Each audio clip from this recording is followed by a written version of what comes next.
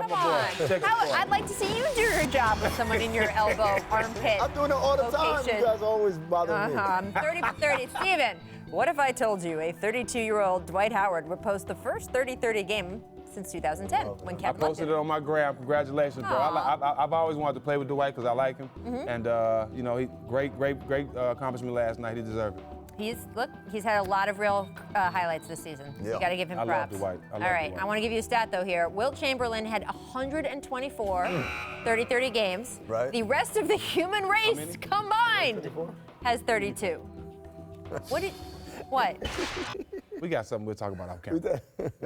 We had a whole conversation before the show about I'm up to here on the Wilt Chamberlain off-court jokes because I heard those last night from Chauncey We Billups. talking about straight We basketball. talked about basketball. It was a serious basketball conversation, but not for TV. But not for TV. I want to bring it back to Dwight, though, who's averaging 17 and 12 on the season in Charlotte.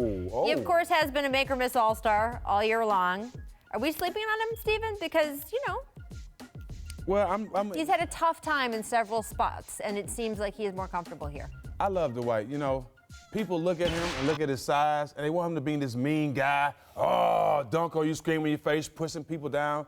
He's somebody he has that body, but he loves playing basketball. He's a great guy. He just loves playing basketball. I don't think the knock on him has been like, oh, he has too much fun or he smiles too much. That might have been That's the definitely knock. the knock, Ray. No. It used to be. That might have been nice. used to be the knock. The reason why I'm saying that is I don't think that that's it for his last couple stops. I think his last couple stops, and he talked to us about this very candidly on the jump, have been sort of how he can get down if things aren't going the way he wants them to go, how the team dynamic has been, how he's engaged at different parts of the court. That has been the knock on him recently. No, absolutely. And he seems to have addressed that. I think he gets credit for that. I think when we say, are we sleeping on Dwight Howard, are we asking recently or are we talking about over his career? This year, because this year he has been making active strides to be better. I think he's hit a point which most stars hit, or almost all stars other than LeBron really, is that you reach a point where like, I can get my numbers and still get good numbers, but we're not going to win as a franchise if I'm the best player.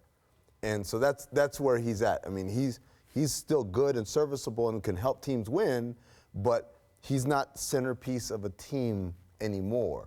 And so the problem is he's getting paid in that stratosphere. So a team like, for instance, Golden State, amazingly, Golden State could use a Dwight Howard, but not for Dwight Howard money, for like what they're paying JaVale McGee. Right. But that's not where he's at. So it's that kind of transition stage between I was once one of the faces of the league, and now I'm just a good player. And to me, wherever he goes, he does his job. He got Hall of Fame numbers. He will be a Hall of Famer. Look at his numbers. I mean, he's a Hall of Famer. His numbers say Hall of Fame. So to have Hall of Fame numbers, you must have been doing something every year. So he might not be, like I said, from the players, I know a lot of players wish he was just this mean guy. But me, I always wanted to play with him because knowing how I have a big man like Tim Duncan that's going to do his job every night, that's something that a lot of teams never had. And Stack, I think what Rachel was talking about, though, is it used to be, like when he was in Orlando, that's what everyone said. Oh, he's laughing They too swept much, us in the first round. Right. But I think since Orlando, it's all, and again, it's self-inflicted, so I don't want to make it seem like he's getting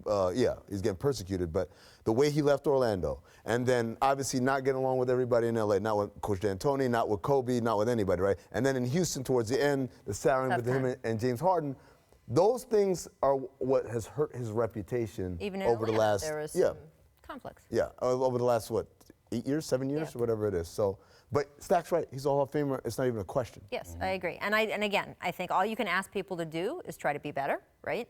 And he has actively tried to be better, both on and off the court in Charlotte this year. I think he gets credit for that. But that shirt he wore on the jump, man.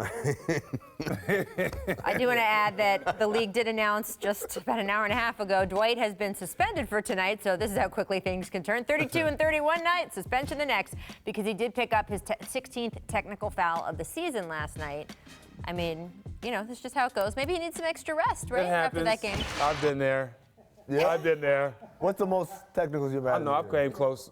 I came close a couple times. Oh, okay. I came close a couple times, but, you know, I'm pretty sure a guy like that big, every night, I'm pretty sure you're going to get frustrated as much as you get fouled. Nobody's touching Rasheed Wallace. Well, clearly, they did not have the rule that you get suspended after your 16th tech. I was going to say, it did not used to be that you got suspended after your 16th tech because Rasheed Wallace never would have played. 41 one year? Yeah, like 41. Right, 41 one every other technical game. fouls. Shout out, Sheed. There you go.